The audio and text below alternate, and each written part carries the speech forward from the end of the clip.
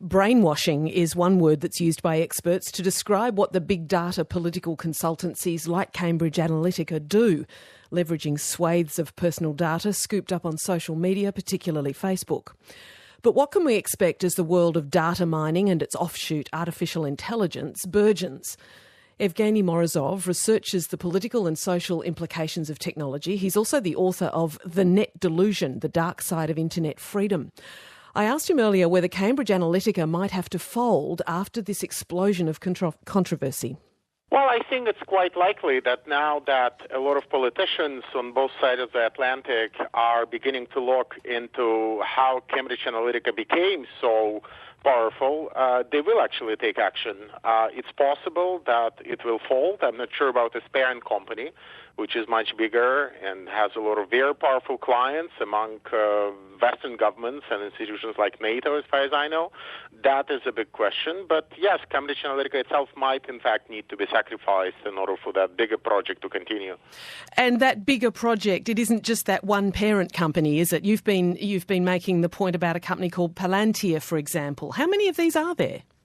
Cambridge Analytica is not related to Palantir, but Palantir is, in fact, one of the many government contractors that position themselves as being on the cutting edge of big data and on the cutting edge of cybersecurity, and all of them essentially pitch their services to governments, and they all claim that because of all the data and technology they have, they can engage in creating certain ideas out there in the online public sphere, or they can identify risks.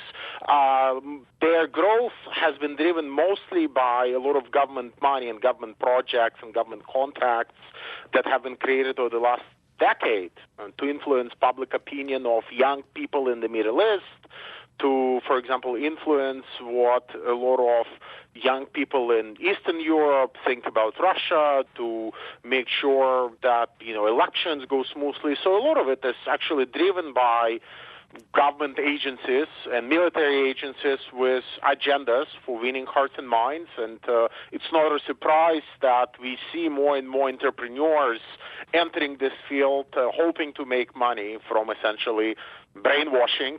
This is how we would call it 50 or 60 years ago. Now it's just done online and invisibly, but nonetheless, that's still what it is. Who's the bigger worry for you? Cambridge Analytica and companies like that, or the big tech companies, in this case Facebook, where the crucial data came from for Cambridge Analytica's work? Well, I think we have to understand that clearly we don't even know if what Cambridge Analytica advertises as being very effective is in fact effective. But of course, the fact that they have more and more data about us, which they manage to get from companies like Facebook, does create, I think, certain potential that, again, over time might, in fact, they might refine those tools. I remember it was the same story with facial recognition technology. 20 years ago, it didn't work. But then as government money poured into it, now you actually have very accurate facial recognition technology. Which of them is better and which of them is worse, I think it's very hard to decide because, they're worse in very different ways. Facebook has an effect much greater than Cambridge Analytica. I think its effect is spreads across the entirety of society. And we should not lose sight of that. I think we have to be treating both of these companies and types of companies with suspicion, but we also have to understand that there is a certain original sin, so to say, at their heart, at their beginning. And in the case of Facebook, it's the fact that they themselves have claimed a lot of data of Harvard students when they were started, when it was still called Face Mash. And what they were doing is not very different from what people who later gave data to Cambridge Analytica were doing. Facebook is guilty of it as much as the people who gave that data to Cambridge Analytica. We're told that we're fools if we don't know that our data is being harvested and used in creative ways, shall we say. But a lot of people aren't fools. On the other hand, though, we love what the big tech companies offer to us. What is reasonable for the average social media user to expect about what is revealed and what's not revealed from our data and our friends' data and our friends' friends' data? What's reasonable?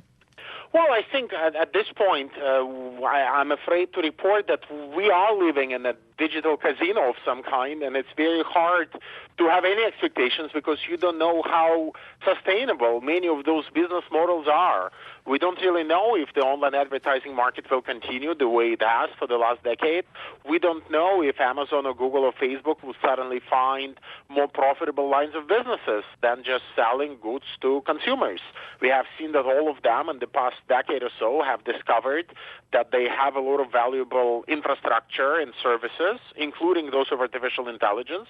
They can actually deploy those to make far much more money by working with governments and corporations, which then poses the question of, can we really expect that these companies will continue offering heavily subsidized or entirely free services, and we would be paying for them without data? We think that current setup has a lot of problems because our data gets violated, it gets breached, and so forth, but there is an even more kind of dangerous future on the horizon, whereby we'll actually have to start paying for all of the services. A lot of investors behind Facebook now are already suggesting that the only way to fix their creature and their company is to essentially introduce some kind of usage or subscription fees.